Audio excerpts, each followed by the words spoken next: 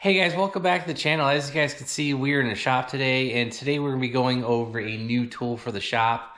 A couple months ago, I had a company reach out to me called BestArc, and they sell welders, TIG welders, MIG welders, and plasma cutters and stuff. And I was like, well, I already have a MIG welder and a dedicated TIG welder. So I was like, yeah, I'm not really interested in either one of those. But then what they sent us today is the third option that we just talked about, and that is going to be a plasma cutter. So this is from BestArc. This is around a $200, maybe it's like $230, $240 plasma cutter on Amazon. The company reached out to me and said, hey, do I want to try it? I'm like, yeah, we can go ahead and do that. And actually, the timing works out perfect because I have some 1/4-inch plate that I need to cut for a future project.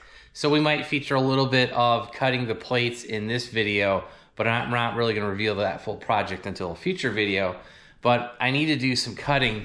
And if you guys can see, I'm not sure if you can focus on the bandsaw, there's no blade. I was working on another project and my bandsaw blade literally cracked right in half. So I'm down a cutter. I have this plasma cutter sitting here. I'm like, you know what? This would be a perfect time to bust this out. So let's go ahead, get this opened up, and we will show you what this plasma cutter looks like. And I believe the weight of it is about 23 pounds because that's what the Amazon box package said for weight.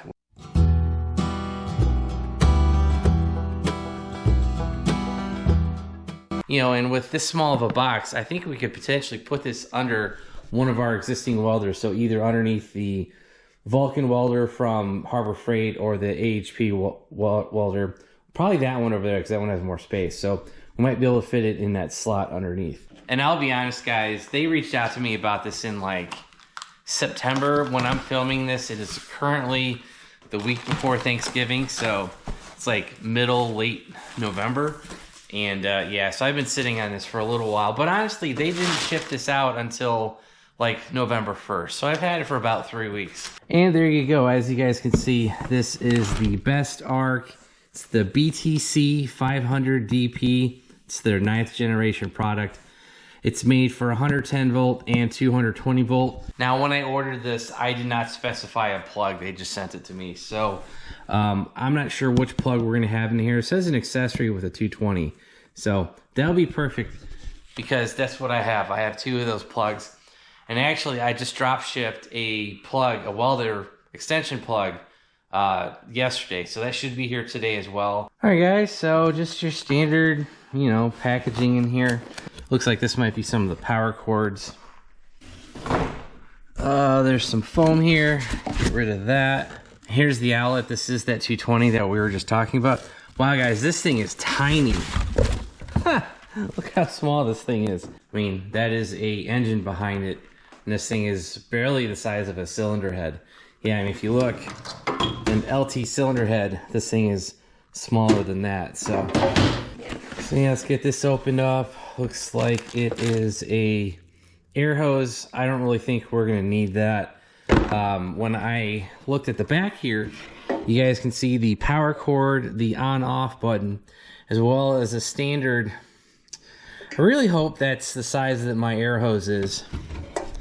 I'm not sure if it's gonna be, but yeah, it looks like you can plug that right into your air compressor. So yeah, this should fire right off. Obviously, we're gonna need to wait for that cord to get here, and so here is the ground cable. I'll be honest, guys, that does look a little small. I mean, I'm used to big ones on the welder, you know, and you take these things off and just look, it's like 4 times the size. So no harsh criticism on that. I'm just used to the much bigger, beefier clamps that are on a welder. So there's a welding clamp. Here is a set of instructions. Get to that later. Here is going to be your gun, and it looks like it has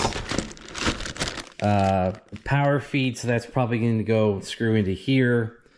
And this looks like an adapter. So this is your 220 down to a 110. All right, guys, hooking this thing up isn't going to be that difficult at all. You've got a little red electrode. I almost want to call that a power strap.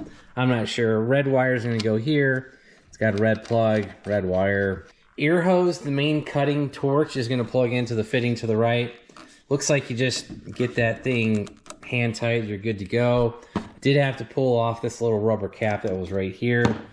And then your ground clamp, just like a, I forget, it's like, I think they call this a Denso plug. This is just a miniature version of it. It does have a keyway in it. Plug that in and twist it to the right. At least that's how the welding ones work. Twist to the left, pull out, yep. So put it in the key slot, turn it to the right. Then you got this little plug here. This does have a key on it as well. You guys can see there's a little nub on the top. Well, that's actually going to go to the bottom. So put that in there. Try to get this thing tightened down. Okay, that's kind of annoying. They should give you more room to get that thing tightened. Now, my first real gripe with this kit is the length of the power cord. This thing's barely 4 or 5 feet long. Both the power cords on both of my welders are at least 10 or 15 feet. So I can have them plugged in there, and I can roll the carts all the way out to here, you know, basically where this box is.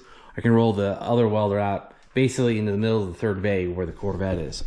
As far as the cutting torch, they give you 2 spares. You got 2 extra tips and 2 what almost look like Tweako fittings for a welder. I know they're not, but it is a very similar functionality. So they give you 2 spare cutting tips and then the internal piece that goes inside of that cutting tip. So you got a couple spare parts. I do not know the availability of replacements for that. I'll have to look online. I'll just let you guys know to see if, yeah, just go order it on Amazon, or is it a universal fitting that you could buy elsewhere? I'll have to do a little bit of research on that. But as soon as I cut the camera off, the Amazon truck pulled up and they dropped off the power cord. So we got this. It's Thulium, I think is the name. And yeah, it's just basically going to be your welding cable extension. And I bet you it's going to smell exactly like the plasma cutter does. So here's the end you'll plug into your welder or your plasma cutter in this case, and then this end will plug into your 220 outlet on the wall. And I ended up going with 40 feet because my shop on the longest is 30 feet. So roughly from this wall, the plug's right behind the air compressor. So we'd be able to get 10 feet outside, and this bay is roughly 22 feet long. So again, same thing from 22 feet. And we'd be able to do all of our plasma cutting outside. And that's pretty much where I plan on doing all of our cutting for this project, because I got way too much stuff in here. It's easier to move a couple cars and do this out on the driveway than it is to catch stuff in here on fire or potentially melt our floor. All right, guys, so we got the power cord plugged in. See that in a big bundle. We have that ran back behind the TIG welder. And I turned it on. Well, since I don't know what EOS means, and we've also got a giant red exclamation point, let's go ahead and look at the owner's manual and see if there's anything in here that's going to tell us what that is. It might be freaking out that there's no air on it. I don't know. I haven't plugged that in. But, you know, obviously I just wanted to fire it up and show you guys what the menu looked like. But right now, it's not doing anything. So, all right, guys, we have the plasma cutter moved into the third bay. We've got the air compressor at 60 PSI. And we have the extension cord plugged in. So this thing should power right up. And that last air that we showed you, that was actually the lack of compressed air. So let this thing blink.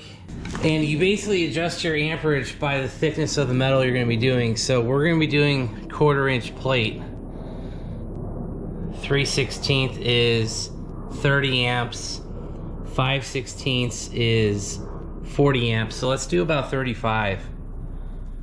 It's right in the middle, because 4/16 would be 1/4 and 5/16 is over 1/4. So between 30 and 40 amps is what's called by the instructions. We've got 45 pounds of air.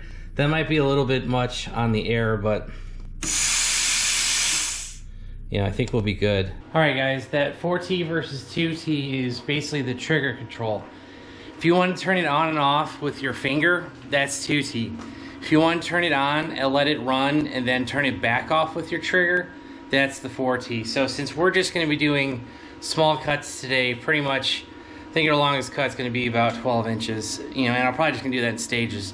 So I'm just going to leave it on the 2T, and I think we have everything set up. So we've got our plate, and we've got a aluminum guide, as they say, to go across it.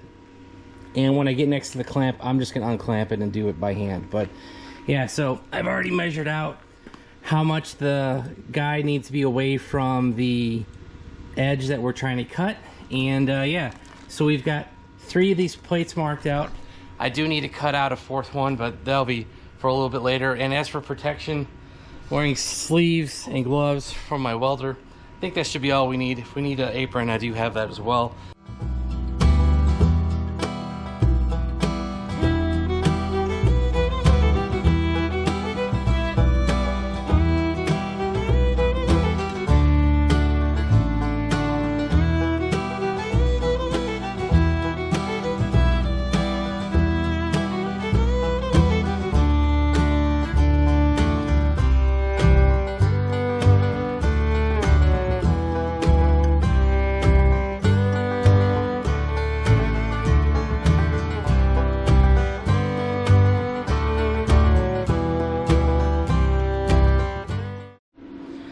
Alright guys, if you could see that, this is the most recent cut. I actually turned the air pressure up. I also turned the amperage up as well. The air pressure is at about 78, 77, 78, and I turned the amperage up to 43, and for the most part, it cut through this really well. I know there's kind of a couple spots where I had to kind of pause and start back over, but I found that the suggested settings are a little light on the amperage and a little light on the air pressure. I turned both up and it cut way smoother. And this one, I cut probably 80% of the way through it on the first pass. Second pass, I got probably 98% of it.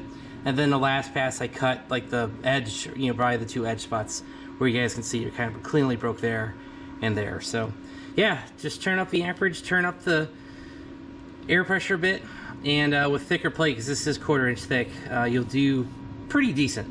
Alright guys, so we asked a lot out of this little plasma cutter, you know, to cut through 1/4 inch plate, and I had to cut through a lot of it. So this is the finished edge on a few of them. You guys can see there are some spots where basically, like I said, I don't think I had enough power and I didn't have enough air pressure to cut all the way through this 1/4 inch plate. The very first piece I did, I had to go over it like 2 or 3 times. Like it scored it really nicely, but didn't cut all the way through. As soon as I added a little bit more air pressure, a little bit more amperage as well, it did cut through it. So that's why you'll get these kind of, you know, blowout marks is kind of what it looks like. So that's, I'm not sure if that's the worst. That's the best one. Yeah, they all kind of look like that. They all have some marks. And then, you know, I think as you know, I just got better with it.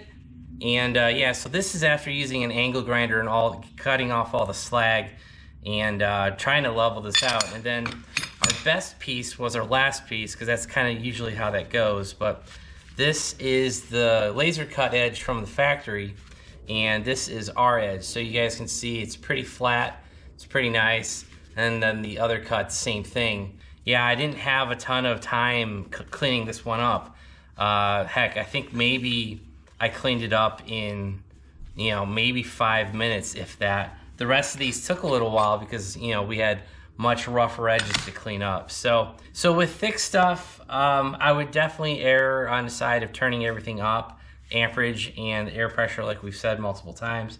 With the thinner stuff, I'm sure this thing would cut right through it with the recommended settings, but like I said, on the thicker stuff, it's a little, it cut through it, but, you know, just their advice was a little turned down, if that makes sense. But yeah, so we got one great looking piece out of the 4 of these pieces. If you guys are wanting a finished machine edge that's like perfect, I'm not sure a plasma cutter that's not on a plasma table, that's probably the best route to go. But if you're doing these things by hand like we are, you know, like I said, the finish isn't all that great when I had it turned down. If you guys want to see more tool updates and shop updates, we will have a shop update very soon. Make sure you hit that subscribe button, turn on your bell notifications. And if you guys want to help support the channel, help support the people that are supporting us. So Best Arc sent this out to us. You know, make sure you check out their website. And I'll also include a link down below directly to this plasma cutter that you guys can go ahead, click on it, and you'll be able to find it in an Amazon store and buy it. So yeah, that's about it. Thanks, guys. Have a great one.